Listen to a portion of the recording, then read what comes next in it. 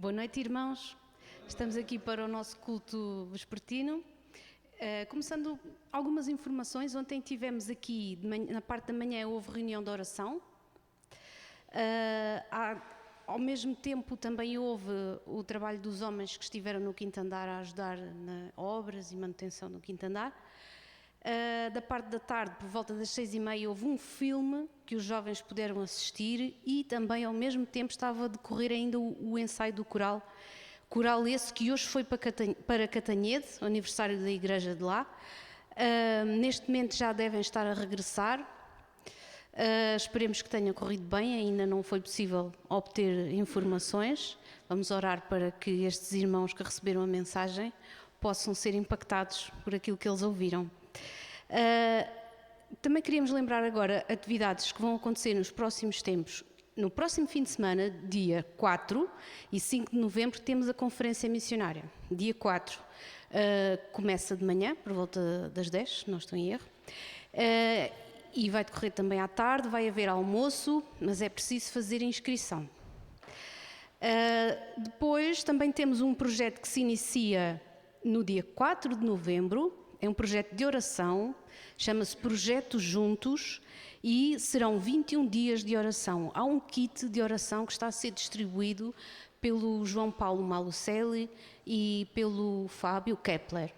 Sobre a inscrição para a conferência, quem quiser se inscrever, há um link que foi distribuído no grupo da igreja e de oração também, e ainda está lá em cima um QR Code que o pessoal pode ir lá, usar e aceder ao link e inscrever-se.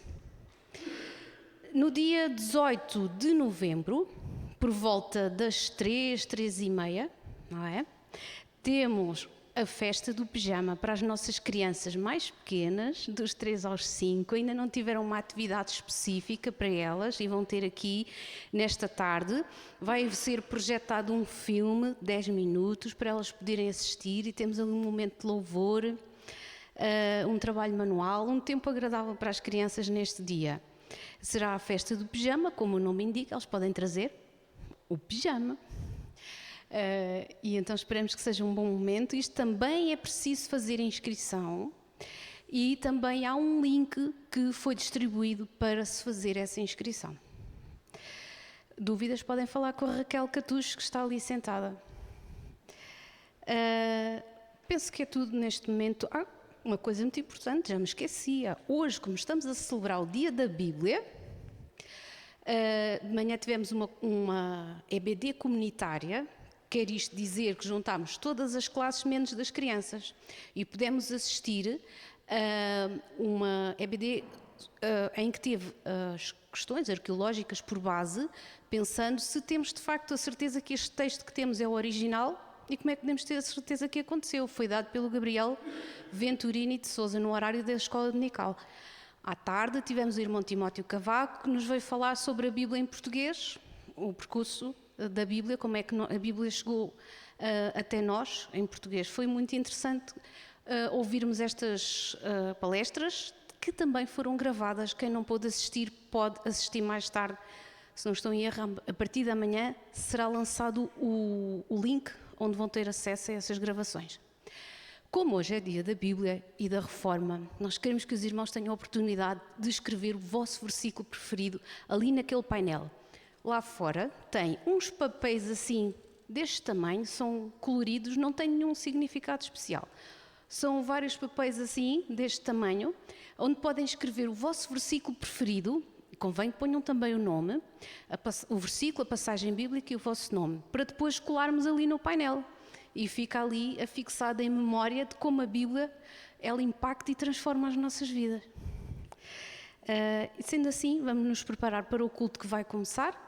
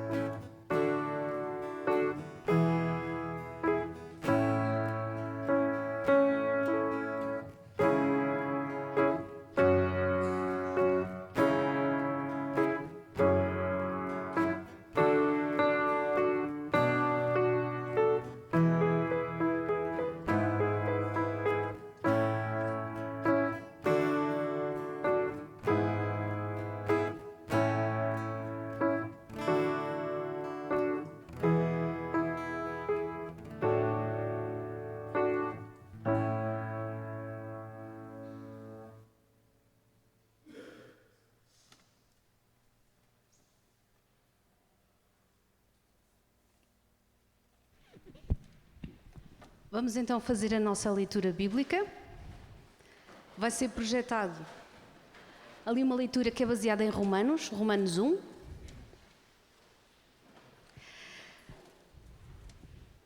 Porque não me envergonho do Evangelho de Cristo, pois é o poder de Deus para a salvação de todo aquele que crê, primeiro do judeu e também do grego.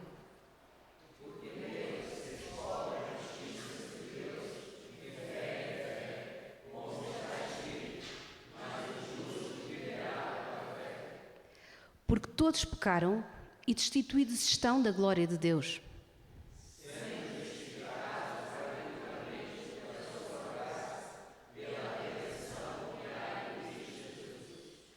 Ao qual Deus propôs para propiciação pela fé no seu sangue, para demonstrar a sua justiça pela remissão dos pecados dantes cometidos sob a paciência de Deus.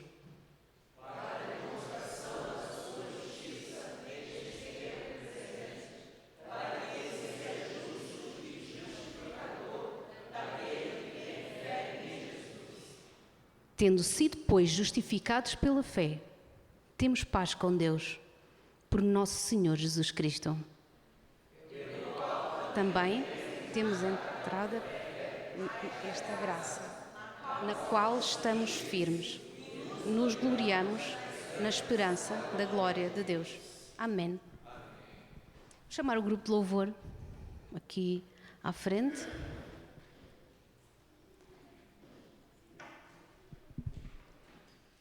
Em Mateus 6, vemos o que Jesus falou às pessoas sobre o que se deviam ou não preocupar. Falou da providência divina e diz-nos no versículo 28 se nos devíamos preocupar com o vestuário. Porque é que andam ansiosos? Olhem para os lírios do campo, como eles crescem. Eles não trabalham nem fiam. E eu vos digo que nem mesmo Salomão, em toda a sua glória, se vestiu como qualquer deles. Pois se Deus veste assim a erva do campo, que hoje existe, e amanhã é lançada no forno, não vos vestirá muito mais a vós, homens de pequena fé.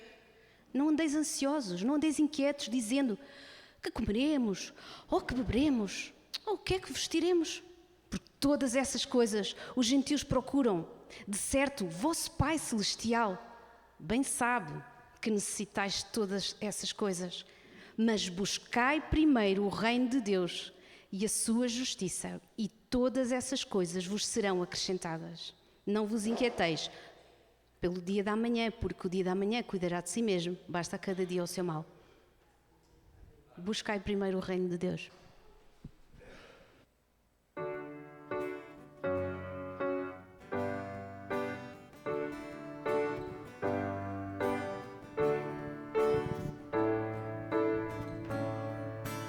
Buscai primeiro o reino de Deus e a sua justiça,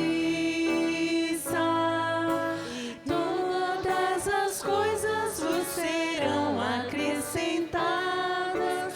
Aleluia, aleluia.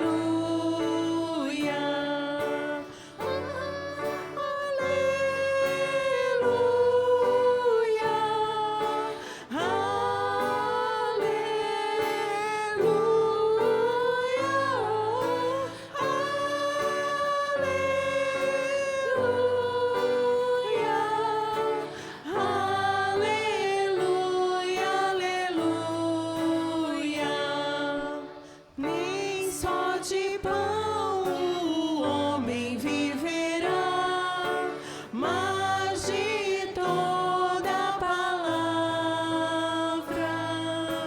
que procede da boca de Deus. Aleluia, aleluia.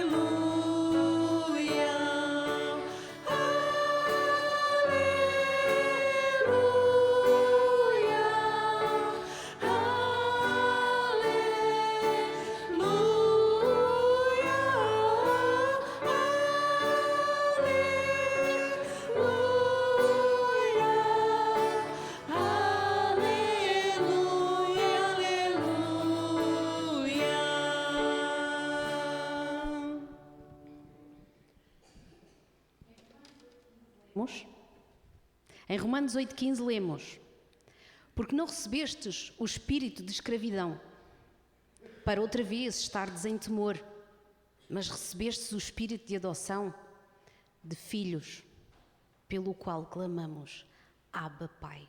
É Pai querido. Nós podemos ter e nós temos acesso a uma relação íntima, especial com Deus, pela fé. Já não precisamos de estar debaixo da lei e por isso nós podemos clamar: Abba, Pai.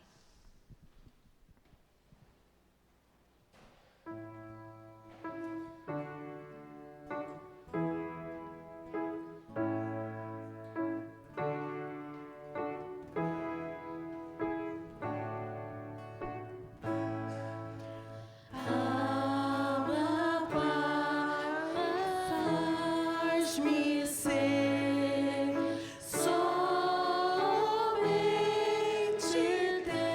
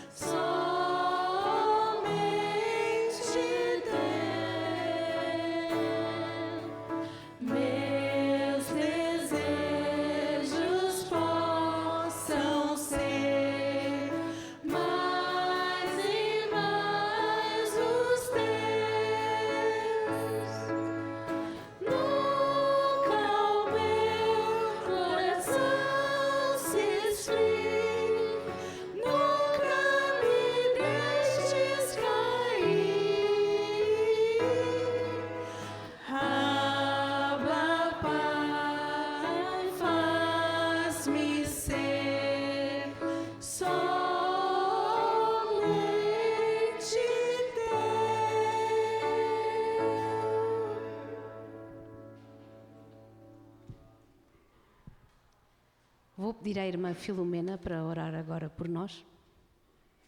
Oremos.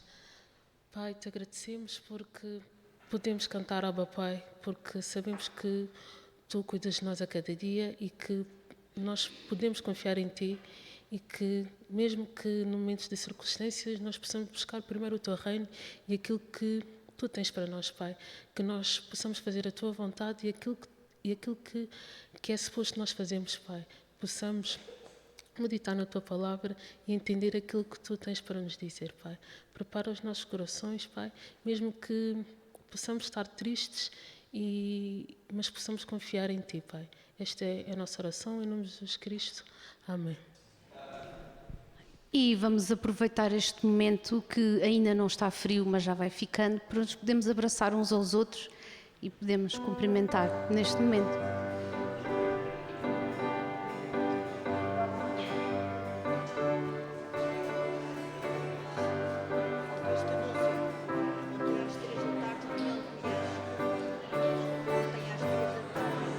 Visitante, seja bem-vindo. Sua presença é um prazer. Com Jesus estamos dizendo: essa igreja ama você. Graça e paz da parte de Cristo e as bênçãos do Senhor. Nós queremos desejar-te no seu completo amor.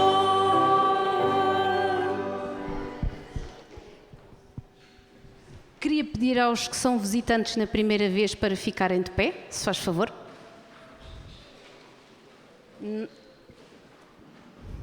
Não temos visitantes da primeira vez? Pronto, então vamos prosseguir. E vamos passar às nossas ofertas. Quem quiser ofertar pode deslocar-se aqui a esta bandeja. Estas ofertas que a Igreja faz é direcionado para os membros da Igreja. Quem não for e tiver vontade no seu coração de ofertar, sinta-se à vontade. Vamos cantar o hino É Divina, Sábia e Pura, que também vai ser ali projetado.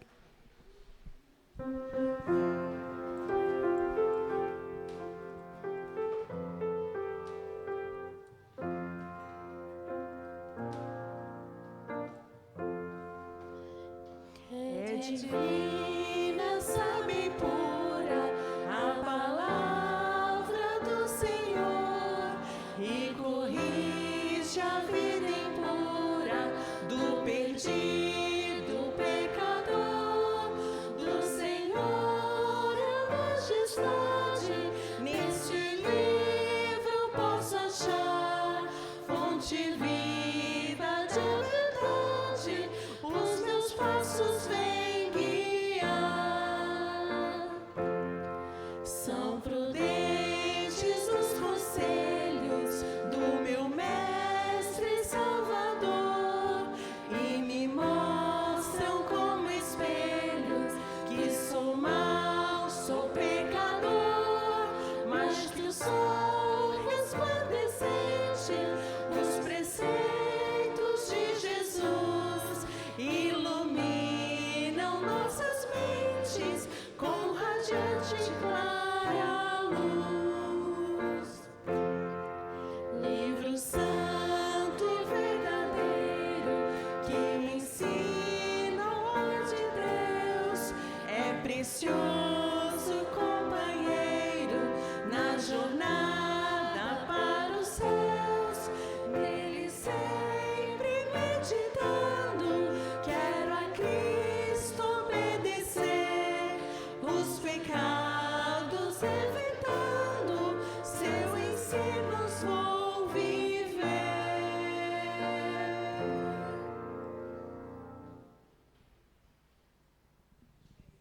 Anunciar não foi bem esquecer, mas ao mesmo tempo acabou por ser injusto que foi-me dito, aliás, que as mulheres ontem às 3 horas da tarde também fizeram uma reunião onde foi ensinado o Evangelho com Jesus à mesa, não é?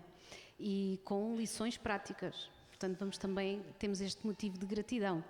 E com estes motivos de gratidão e também os pedidos de oração, orando pelos doentes, pelas pessoas que estão com dificuldades, seja financeiras ou porque estão desempregadas ou à procura de casa. Muitas vezes as pessoas têm tantas dificuldades e nós passamos ao lado e não damos conta que os nossos irmãos, que as pessoas que vemos na igreja, passam muitas dificuldades durante a semana. Vamos orar para que as famílias tenham estabilidade, tenham amor e paciência umas com as outras e que os seus problemas possam ser superados.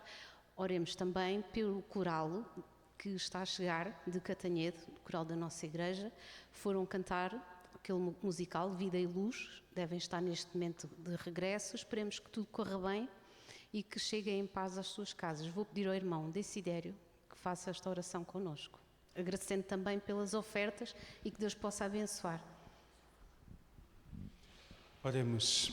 Pai amado, nosso coração se alegra na Tua presença, porque mais uma vez nos dás a oportunidade de, em comunidade, estarmos na Tua presença e podermos adorar o Teu nome. Podemos partilhar a Tua palavra, podermos cantar hinos de louvor a Ti. Podemos, Senhor, entregar tudo o que somos nesse momento que queremos que seja único e exclusivamente para a Tua glória. Senhor, nós colocamos as ofertas que foram dadas agora em Tuas mãos. Te agradecemos por cada alma que se abriu em generosidade, Senhor. Pedimos que o Senhor abençoe a cada um que deu, a cada um que está aqui. Que o Senhor, como tem sido sempre, se mantenha fiel nas nossas vidas, dando a cada um de nós o pão de cada dia. Obrigado, Senhor. Pedimos também por sabedoria para a liderança da nossa igreja, que coordena toda a gestão financeira, que a cada dia o Senhor possa sempre reforçar a sabedoria e o conhecimento dos Teus servos, para que o dinheiro sirva sempre para a honra e para a glória do Teu nome nos projetos que o Senhor estabeleceu para a Tua igreja. Senhor, nós queremos orar pelos nossos irmãos que estão a essa altura a voltar da viagem de Catanhete. Queremos Te agradecer pelo que sabemos que o Senhor já fez por lá. Queremos pedir que a cada alma que ouviu o Evangelho, que neste momento o Espírito Santo possa contender com os corações e que os corações possam se voltar para Ti e que almas sejam salvas, mesmo que longe da vista de quem realizou a atividade, mas que o trabalho, que a semente deitada possa prosperar, possa produzir frutos. Oramos pela viagem deles, pela chuva, por segurança no caminho, que cada um deles possa chegar à sua casa em paz e em segurança.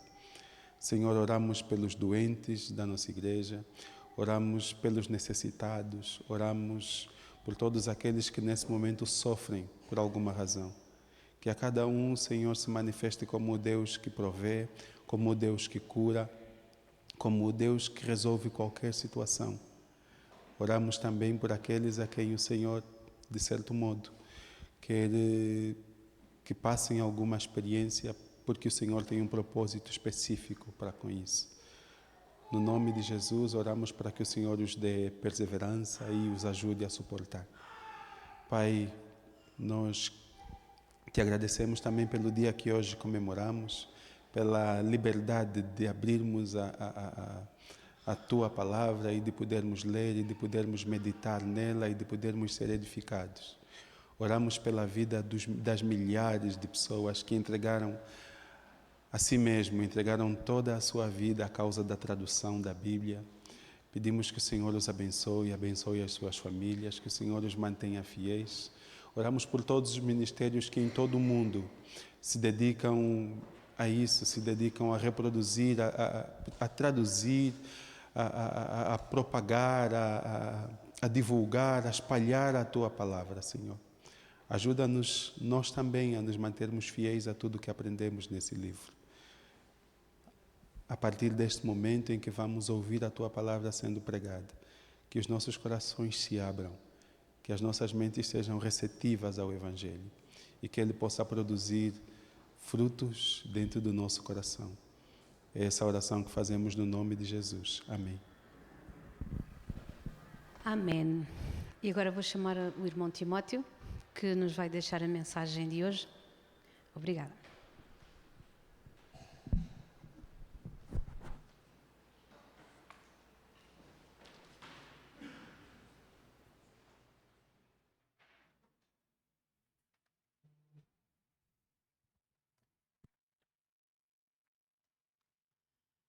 Saúde a todos os irmãos, com a graça e a paz do nosso Senhor Jesus Cristo.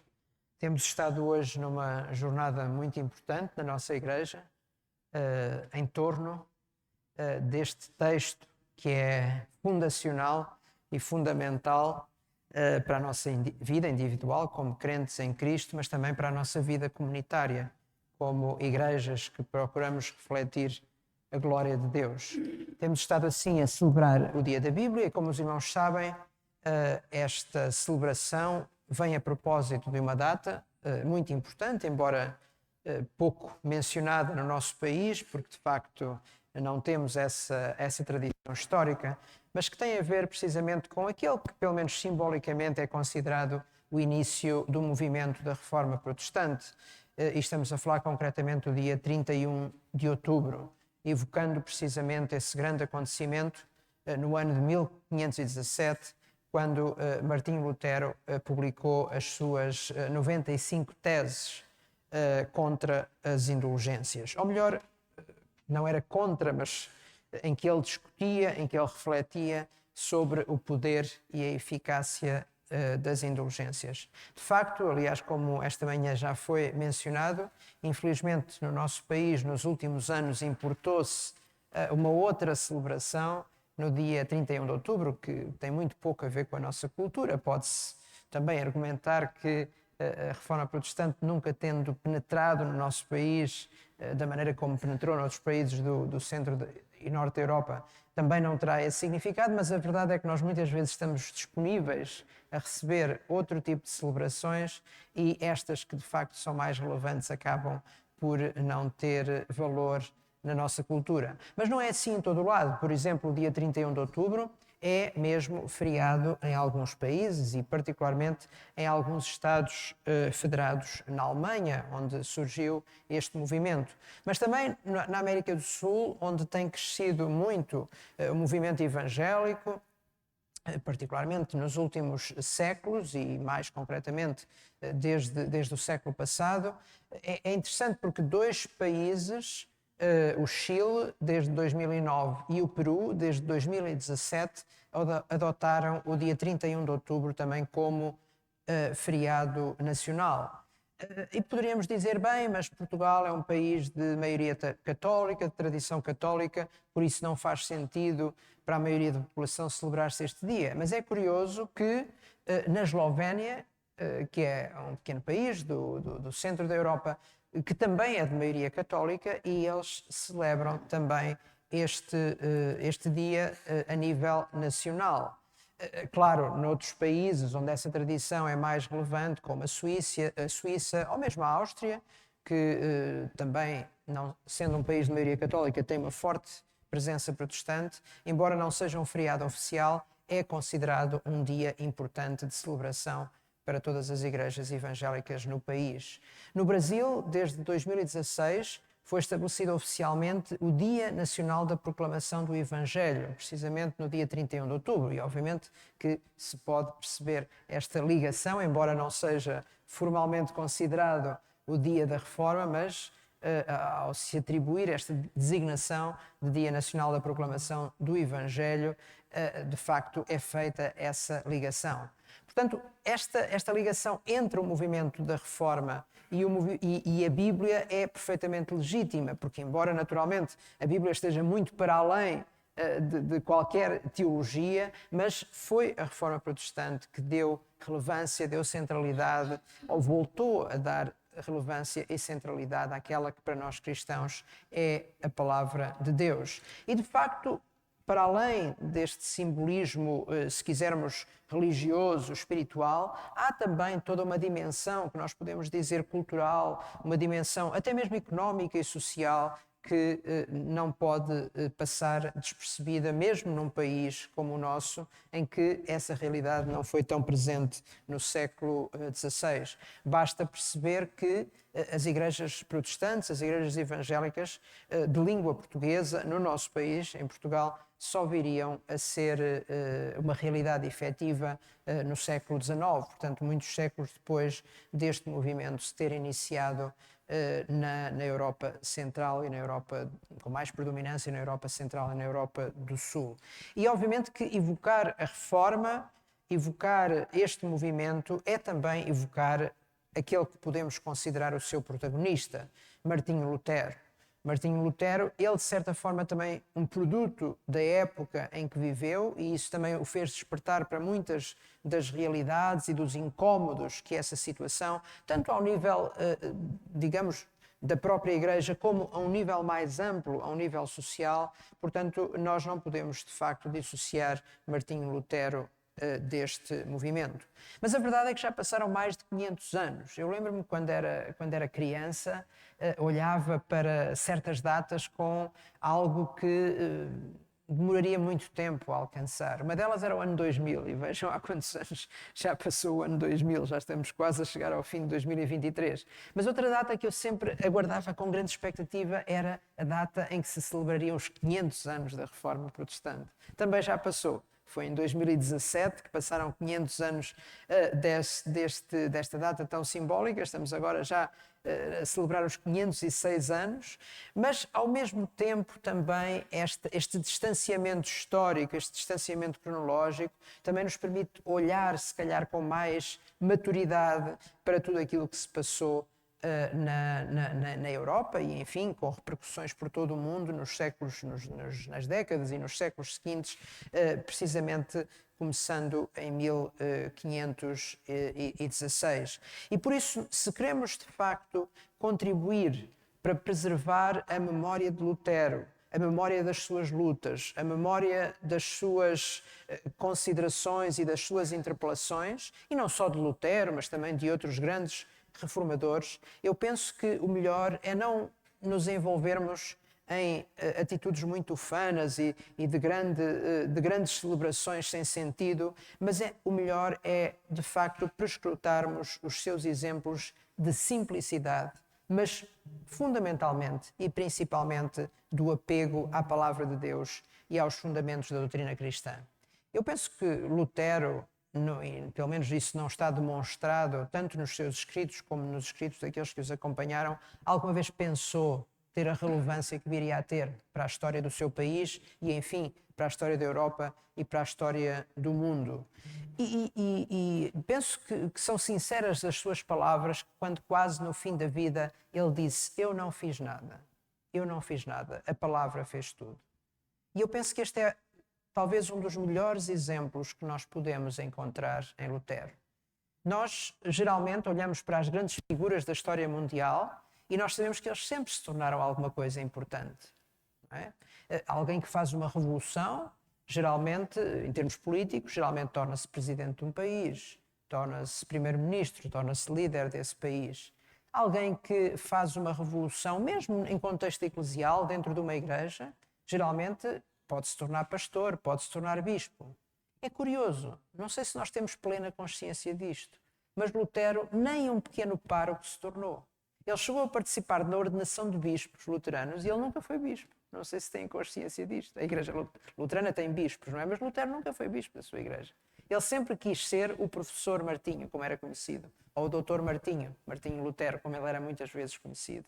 E eu acho que este exemplo de simplicidade, este exemplo de que a direção não deve estar centrada em nós, mas sim naquilo que promove as nossas atitudes, é o mais importante. E aquilo que moveu Lutero não foi uma necessidade de protagonismo, não foi uma necessidade de ter poder, que poderia ter tido. Reparem, ele poderia ter sido um grande líder político e esteve à beira de ser considerado como tal, mas nunca teve esse tipo de ambições e nunca deixou que se seduzisse por esse tipo de ambições. Portanto, eu penso que, acima de tudo, se nós queremos celebrar de uma forma correta, de uma forma a honrar a própria memória de Lutero, este movimento, nós devemos olhar para o seu exemplo de simplicidade e do seu apego às Escrituras. Eu costumo dizer que o movimento da Reforma, e pensando concretamente nesse momento fundador, que foi o dia 31 de outubro de 1517, não foi o resultado de uma noite mal dormida, deixem-me usar esta expressão. Às vezes nós pensamos que foi assim uma coisa que de repente se passou na vida, na mente de Lutero, e ele disse, não, isto tem tudo que mudar. Não, Lutero às vezes parecia uma pessoa muito impetuosa e teve momentos de grande impetuosidade, é verdade, mas ele deixava que os processos acontecessem. Não é? E foi um processo longo, até que realmente ele tivesse esta consciência de que alguma coisa de mais radical tinha que acontecer. Um dos momentos mais significativos na vida de Lutero não acontece em 1517, não acontece em 1521, quando ele é não só excomungado da Igreja Católica, como também é proscrito pelo Império, mas aconteceu em 1510. E não foi um exemplo e não foi um momento nada positivo para Lutero. Lutero era um homem de devoção. Não só a Deus, a Cristo, mas também à sua Igreja, à Igreja que ele considerava como sua.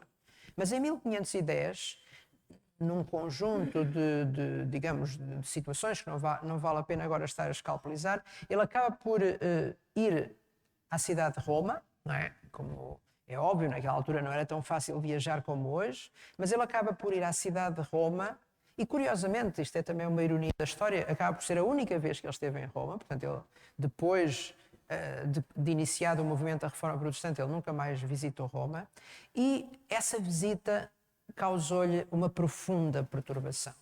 Foi uma profunda desilusão. Há muitas pessoas que olham para Lutero e até acham que ele é fundamentalmente uma pessoa bastante perturbada, não é? Até alguns dizem que psicologicamente perturbado. Mas a sua perturbação era fundamentalmente espiritual. Ele preocupava-se, isso, a sua vida e o seu exemplo demonstra que ele levava muito a sério as coisas. E quando ele pensava em encontrar realmente a cidade celestial, quase poderíamos dizer, não é? Para muitos, Roma, naquela altura, era a Nova Jerusalém. Ele encontra, de facto, um ambiente completamente degradado. Uma igreja, de facto, numa amargura tremenda, com profundos casos de corrupção a todos os níveis, moral, política, financeira. Ele encontra a única vez, curiosamente também, não é? Tendo sido o homem ao longo da história dos últimos séculos que de uma forma mais direta confrontou o principal líder da Igreja Romana, o Papa, o Bispo de Roma. Ele só viu um Papa uma vez na vida, e não foi aquele que mais tarde o viria a excomungar, mas ele só viu o Papa uma vez, e sabem como é que ele o viu? Com um uniforme militar. Em Roma, o Papa nem sabia quem era Lutero, obviamente, nessa altura. Lutero era ainda um jovem, em 1510, 1509, 1510, quando foi a Roma, e de repente o Papa passa nas ruas de Roma e ali em cima de um cavalo e num uniforme militar. Portanto, era todo, digamos, isso desafiava todos os padrões que na sua mente, talvez um pouco ainda imatura, Lutero tinha imaginado até então na sua vida. E foi precisamente depois dessa visita profundamente triste, amargurada, que Lutero realizou a Roma, que ele começou a aproximar-se mais da Escritura. A partir de 1513, já na sua alma mater em Wittenberg, numa universidade, aliás, relativamente recente para a época, ele começou a mergulhar no estudo, mas também no ensino da palavra. E é curioso que a maior, não diria a maior em quantidade, mas a produção mais profunda que ele teve em torno do estudo das Escrituras resulta precisamente desta época, ainda antes desse momento, desse grito de libertação de 1517. São desta fase da sua vida, portanto estamos a falar em 1510, neste período de 1510, 1517, 1518, são desta fase da sua vida que saem os comentários profundamente teológicos e cristológicos ao livro dos Salmos, e também o desenterrar do conceito paulino de graça, que estava absolutamente sobreposto por uma teologia medieval baseada numa contabilidade muito pouco espiritual de pena, castigo e pecados, em que uma igreja transformada numa espécie de entidade bancária ou de bolsa de valores administrava a distribuição de méritos e benesses com bases muito pouco igualitárias. E Lutero, de facto, percebeu-se que aquela palavra que ele tinha o privilégio de aceder, estamos a falar numa altura em que muito poucos tinham acesso às Escrituras. E quando eu digo muito poucos, não estou a falar apenas do povo, não é? Da população de uma forma geral. Os próprios padres, o próprio clero, tinha muito pouco acesso à Bíblia. Porquê? Porque ao longo do período medieval tinham-se desenvolvido comentários às Escrituras e geralmente eram esses que eram estudados no pouco clero que tinha formação. Agora, Lutero teve esta oportunidade de ir à fonte, de estudar as Escrituras nas línguas originais, o Antigo Testamento em hebraico, o Novo Testamento em grego. Ele sempre foi mais versado no grego, mas de facto conseguiu ir à origem e perceber que todo esse processo medieval tinha mudado profundamente a essência das Escrituras. Por isso é também nesta época que ele vai produzir esses documentos absolutamente magistrais, que são os seus comentários, primeiro à Epístola aos Romanos e depois à Epístola aos Gálatas. Lutero foi efetivamente um campeão da graça, mas esta não a graça como resultado de penitências, obras piedosas, devoção a relíquias ou compra de indulgências, mas sim a mais pura graça de Deus que nenhum ser ou nenhuma instituição humana teriam capacidade para oferecer ou distribuir. E este é precisamente o desafio que temos diante de nós quando já passam mais de 5 séculos depois deste momento de despertamento que Martinho Lutero proporcionou à Europa, aos seus contemporâneos, mas que também, de certa forma, nos continua a interpelar nos dias de hoje. E a pergunta que se coloca é: que consequências estamos nós hoje a tirar desta revolução que já não deixou mais a Europa como era até então? Talvez com o passar do tempo nos tivéssemos paulatinamente habituado a entender a graça de Deus de uma forma meramente passiva. Olhamos para nós próprios como meros receptáculos da graça, sem que muitas vezes ela tenha consequências efetivas nas nossas vidas individuais e comunitárias. Mas não era esta a intenção de Lutero. De facto, Lutero teve este ímpeto também, não só de se despertar a si mesmo em relação àquilo que estava estabelecido, mas também de procurar despertar os outros. E embora ele nunca tivesse tido esse poder de ser um líder político ou mesmo um líder religioso, ele teve o poder do púlpito. O poder do púlpito. Não no sentido em que a pessoa é investida de um poder especial, mas de que o Espírito fala através daquele que proclama a palavra de Deus. Tem-se dito e tem-se desenvolvido esta ideia, embora não seja uma ideia original do século XVI, mas muitas vezes certamente já ouvimos-nos falar nos 5 pilares básicos do movimento da Reforma e da teologia da Reforma protestante. Não importa agora aqui discutir qual é a origem histórica destas afirmações, mas eu penso que o mais importante é continuarmos a olhar para estes pilares básicos como lições a reter para a nossa vida. E mais uma vez eu o digo, tanto para a nossa vida individual como para a nossa vida comunitária enquanto igrejas de Jesus Cristo. E é muito importante desde logo perceber que todos os reformadores reconheceram as grandes afirmações do símbolo apostólico. E por isso é muito importante, eu há pouco usei a expressão revolução, mas eu tinha aqui entre aspas, quando nós falamos não conseguimos efetivamente expressar o que está escrito. É muito importante nós ficarmos pela ideia de reforma e não propriamente de revolução. Lutero não veio ensinar um novo evangelho. Lutero não veio estabelecer uma nova igreja. Lutero o que queria era que se voltasse às bases, em primeiro lugar, da Bíblia, mas também não desprezando a história muito rica dos primeiros séculos do cristianismo. E por isso, o essencial estava lá. Em primeiro lugar, uma afirmação perfeitamente óbvia, mas ao mesmo tempo fundamental. A afirmação de um Deus que é um Deus trino, um Deus único, mas coexistente e subsistente em 3 pessoas. O Pai, que é o Criador, o Filho, que é o Senhor Jesus Cristo, e o Espírito Santo. E ele também dava ênfase à Igreja que congrega os santos, a remissão, a ressurreição e a vida eterna dos crentes. Mas estes princípios devem levar-nos e têm que nos levar mais além. Conduzem-nos à identidade protestante naquilo que é distinta das outras expressões do cristianismo. Não quero eu dizer aqui, e não gostaria de passar esta ideia aos irmãos, de que haja princípios que sejam mais ou menos importantes. Quando nós olhamos para a palavra de Deus, tudo aquilo que ela nos diz é importante. Mas também temos que considerar que provavelmente, alguns dos aspectos precedem os outros, ou seja, constroem a base para que os outros se afirmem. E, em particular, hoje, nesta noite e neste dia em que nós temos estado a celebrar o Dia da Bíblia, a propósito da Reforma, eu acho que vale a pena recordar, vale a pena voltar à centralidade da Bíblia no movimento da Reforma protestante. E a pergunta que eu faço é: o que podemos dizer da palavra 5 séculos depois de Martinho Lutero ter trazido de novo a sua centralidade?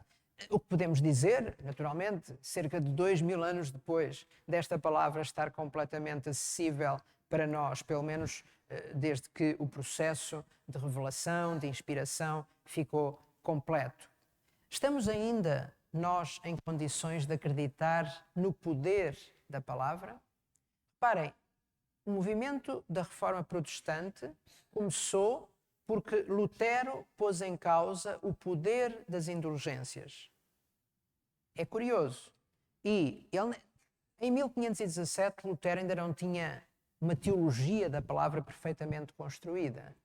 Mas aquilo que o interpelava, aquilo que o incomodava era: mas como é que nós podemos basear a nossa fé, o nosso viver cristão, naquilo que um homem ou que uma instituição determina? Esta é que é a grande questão. Onde está a autoridade? E eu sempre digo isto. Naturalmente que todos os cristãos acreditam que a autoridade está em Deus e, nomeadamente, transmite-se à Igreja através de Jesus Cristo, que é o seu autor e o seu fundador. Não é? Todos os cristãos, das diferentes tradições cristãs, reclamam ser a Igreja de Cristo. Mas a grande questão é: mas como é que essa autoridade passa? E aquilo que Lutero veio desafiar, particularmente, é evidente, a Europa Ocidental, que estava debaixo, digamos, do poder e da influência da Igreja Romana, foi onde é que se baseia realmente essa autoridade. Essa autoridade pode basear-se num ser humano que é sempre falível, ou tem que se basear em alguma coisa que é imutável? E daí vem precisamente esta relevância, esta influência e esta importância da palavra. Claro que é importante também nós não ignorarmos que, quando estamos a falar na palavra, não estamos a falar simplesmente num objeto, seja ele um livro, como eu aqui tenho, ou um texto que está num telemóvel ou num computador, ou de outra forma, ou na pedra, ou em qualquer outro meio de suporte. Não é disso que nós estamos apenas a falar.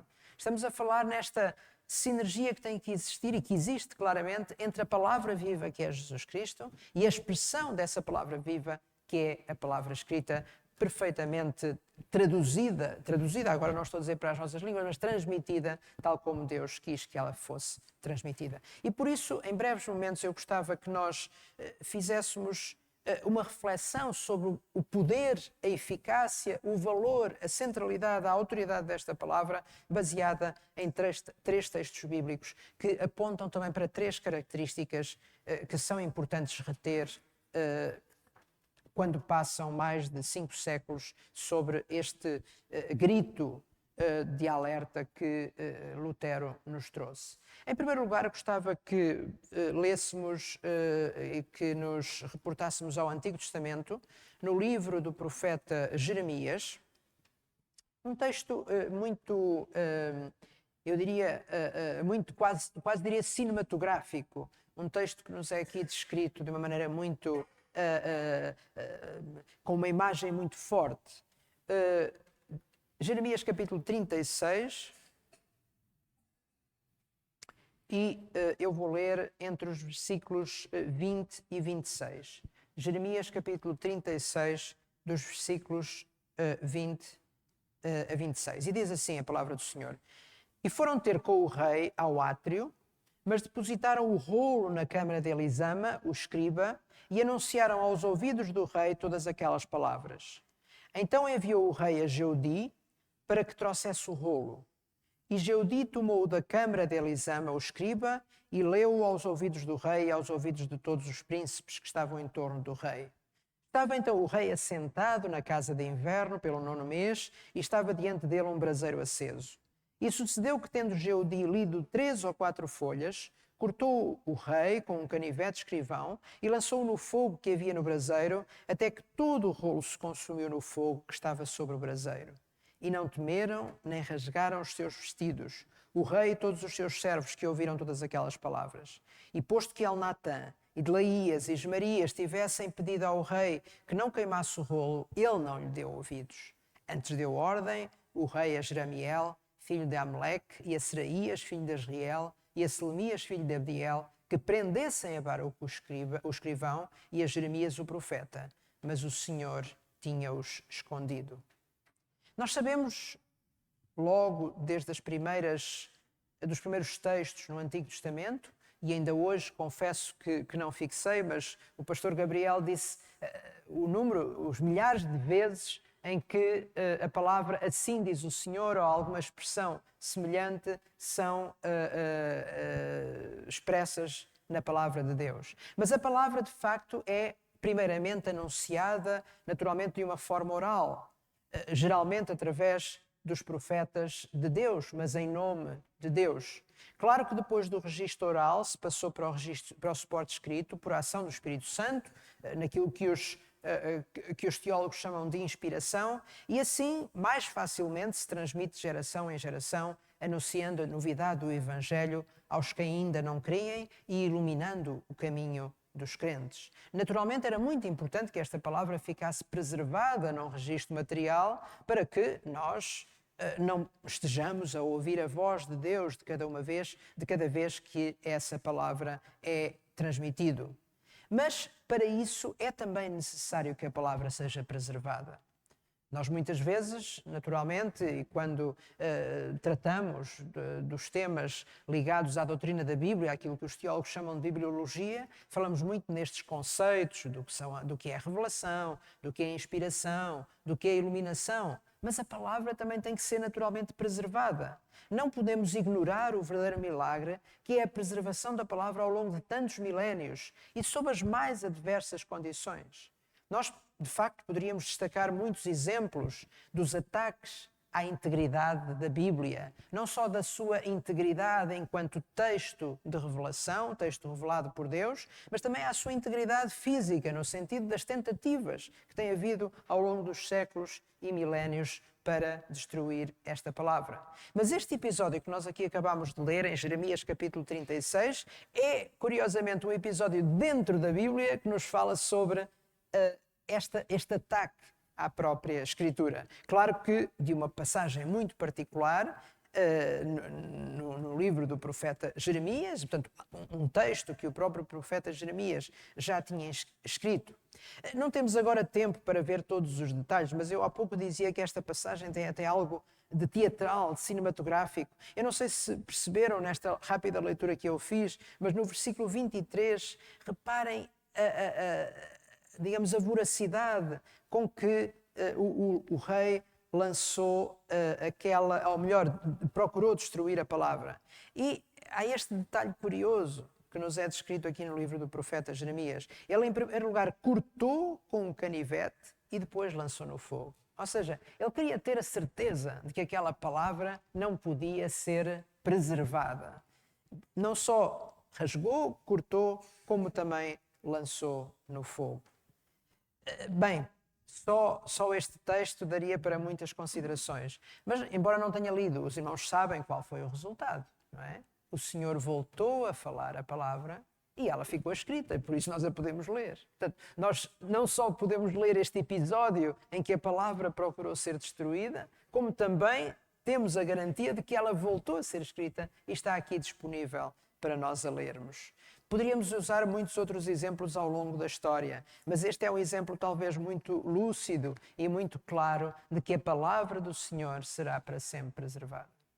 A palavra do Senhor será para sempre preservada. E isso também nós vamos encontrar num outro texto, escrito muitos séculos depois, e que se reporta precisamente a palavras de Jesus. Mas antes disso, antes de lermos esse texto, realmente reflitamos sobre esta questão de que, apesar de vivermos num mundo em constante mudança, a palavra de Deus não muda. Nós vivemos num tempo que, de facto, percebemos que há uma mudança muito rápida. Eu muitas vezes pensava assim, bem, mas se calhar somos nós que, ao estarmos a viver nestes tempos, achamos que os tempos mudam mais rápido. Mas se calhar na geração dos nossos pais, dos nossos avós, foi a mesma coisa. Mas eu acredito, de facto, ao ver as mudanças que nós temos assistido em tão poucos anos, em tão poucas décadas, acredito mesmo que este seja um mundo de grandes mudanças. Quase poderíamos dizer um mundo de alta tensão. Mas é nesta tensão, é perante esta tensão, perante os constantes dilemas, que somos exortados, que somos desafiados, que somos interpelados a viver. Por isso podemos legitimamente perguntar, mas o que é que nos mantém firmes perante tanta mudança? Será que nós também não devíamos mudar num mundo em constante mudança? Qual é a nossa base de apoio? Qual é a nossa certeza? Qual é a nossa convicção? Como eu dizia, Jesus deixou-nos uma mensagem muito clara em relação à perenidade da palavra. Não só a sua perenidade material, como nós vimos em Jeremias, no texto de Jeremias, mas também o valor, a sua eficácia para qualquer momento, para qualquer tempo que se viva. Talvez uma mensagem que até, para muitos, seja considerada pouco politicamente correta neste mundo tão caracterizado pela mudança. Mas há um texto muito importante que nós encontramos em Mateus, capítulo 24, e pedi a vossa atenção por alguns minutos neste texto tão importante, Mateus, capítulo 24, dos versículos 32 a 35, em que o Senhor Jesus, no seu sermão, num dos seus sermões mais extensos, registados nas Escrituras, particularmente no Evangelho segundo Mateus, diz estas palavras tão importantes. Mateus, capítulo 24, eu vou ler para dar algum contexto também, dos versículos 32 a 35. Aprendei, pois, esta parábola da figueira. Quando já os seus ramos se tornam tenros e brotam folhas, sabeis que está próximo o verão.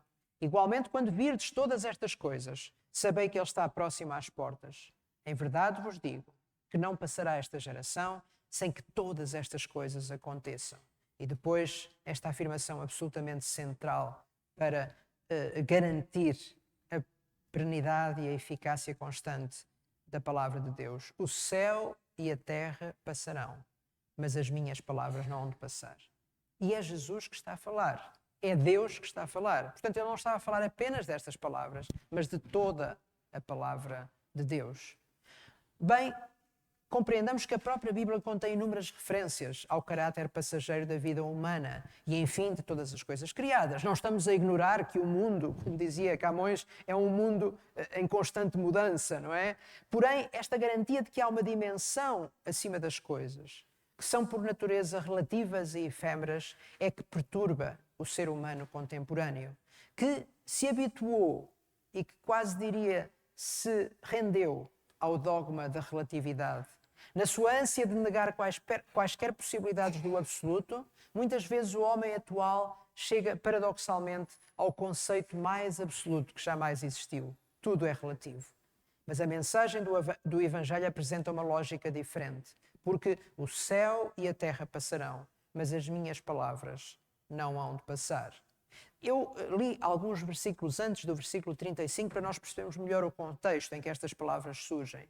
Sensivelmente a meio do sermão, que ficou conhecido como sermão profético, ou também conhecido por sermão das Oliveiras, do Monte das Oliveiras, um dos grandes discursos de Jesus que Mateus registra, o mestre pronuncia estas palavras precisamente e curiosamente num contexto de transitoriedade deste universo que conhecemos.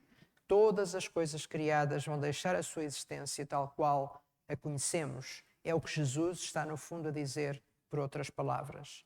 Esta curta afirmação encerra também uma das mais curtas parábolas que Jesus contou, esta lição da figueira que nós acabamos de ler. É possível, no entanto, que também tenha sido das mais compreendidas. Como noutras ocasiões, e não é a única em que Jesus usa a simbologia da figueira, mas ele aqui mais uma vez recorre a esta árvore, uma árvore muito presente em terras da Palestina. É verdade que, tal como os seus ramos tenros e folhas novas indicam que o verão está a chegar, também nós temos sinais que nos indicam a passagem dos tempos. É verdade, nós não sabemos, mas uma coisa sabemos. Tudo pode passar e tudo vai passar porque Jesus afirmou, mas as suas palavras não vão passar. E atenção que palavras não é apenas algo que sai do ser divino, é a própria essência do ser divino. Portanto, é o próprio Deus e a sua eficácia que não vai passar. E finalmente um terceiro aspecto, e para isso gostava que nos conduzíssemos ao livro aos Hebreus, a Epístola aos Hebreus, que também encerra uma mensagem muito importante logo no início, precisamente deste escrito, em Hebreus, no capítulo 1. Um texto também certamente bastante conhecido de todos os irmãos. E diz-nos assim, Hebreus capítulo 1, dos versículos 1 até 3. Havendo Deus antigamente falado muitas vezes e de muitas maneiras aos pais pelos profetas, a nós falou-nos nestes últimos dias pelo Filho, a quem constituiu herdeiro de tudo, por quem fez também o mundo, o qual, sendo o resplendor da sua glória e a expressa imagem da sua pessoa, e sustentando todas as coisas pela palavra do seu poder, havendo feito por si mesmo a purificação dos nossos pecados, assentou-se à destra da majestade nas alturas. Começamos por ver como os filhos de Deus no Antigo Testamento entendiam a palavra de Deus como uma emanação do profeta, do enviado de Deus.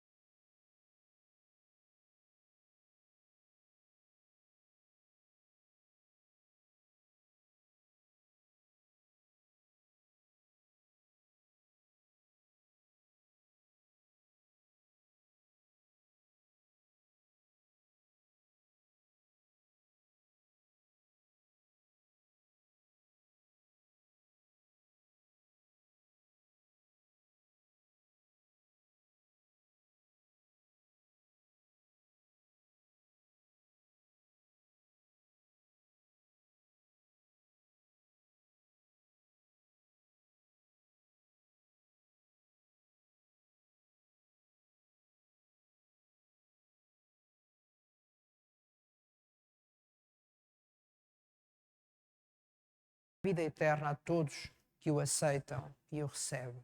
O Verbo de Deus, Cristo, o Logos, existe para além dos limites temporais e na sua própria essência e natureza é o próprio Deus. Por isso nós não podemos ignorar a palavra de Deus. Nós hoje tivemos o dia da Bíblia e esperemos tê-lo naturalmente no próximo ano, mas todos os dias tem que ser dia da Bíblia. Todos os dias tem que ser dia da Bíblia. Porque esta centralidade que foi recuperada há 500 anos tem que estar presente nas nossas vidas, em todos os momentos. Antes de mais, Cristo, a palavra viva que connosco habita e através do Divino Espírito Santo nos conduz e nos ensina. Mas também a Bíblia, a palavra escrita, que nos dá as respostas bastantes para trilhar um caminho que agrade a Deus.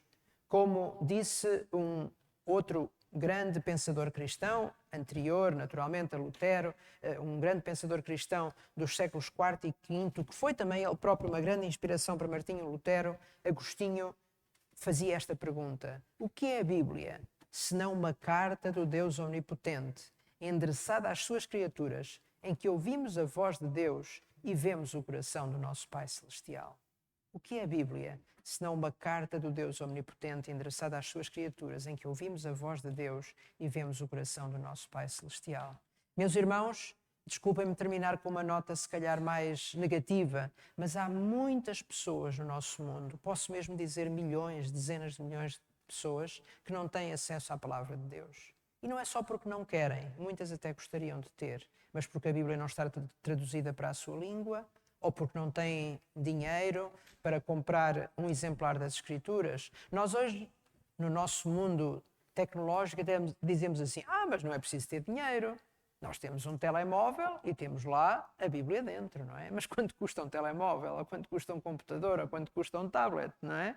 Portanto, há muitas pessoas no mundo que ainda não têm acesso à Bíblia, à Palavra de Deus. Por isso, por um lado, que agradecemos a Deus esta bênção. Ainda há pouco falávamos, dizia eu, o ideal é nós consultarmos diferentes traduções. Bem, isso é um privilégio para nós, não é? Em Portugal, ou em língua portuguesa, não só em Portugal, mas contando Brasil e outros países de língua portuguesa, que temos 26 traduções da Bíblia, inúmeras versões, inúmeras edições.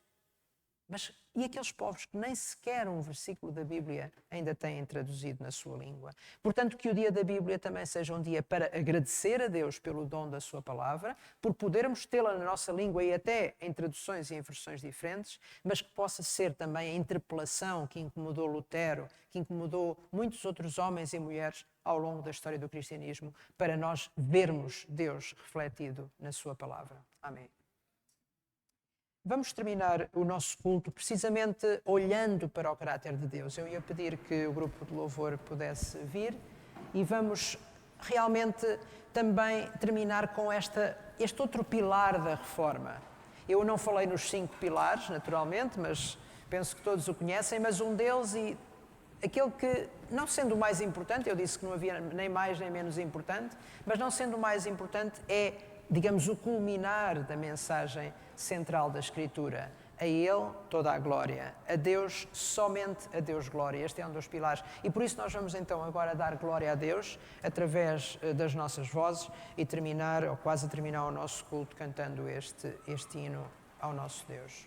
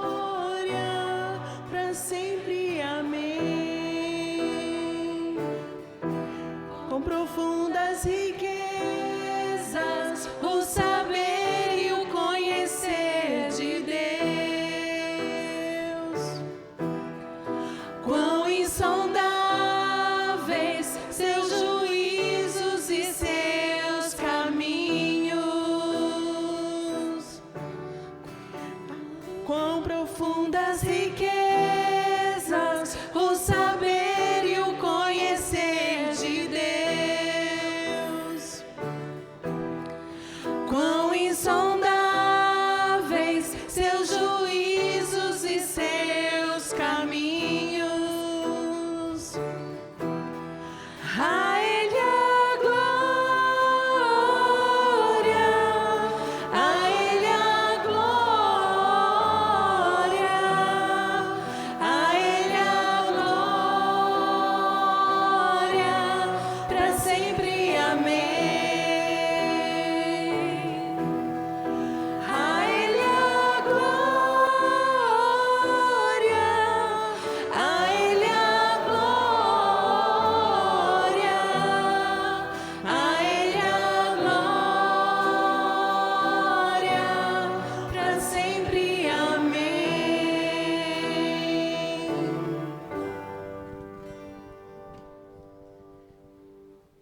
Pai, a Ti toda a glória.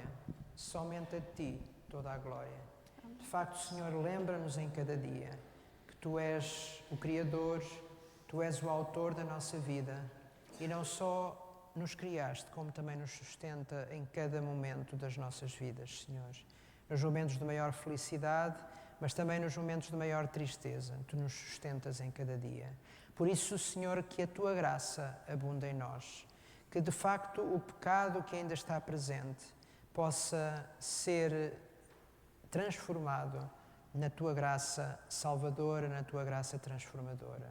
E lembra-nos cada dia a importância do que é vivermos com e em Cristo, o Teu Filho amado, Senhor.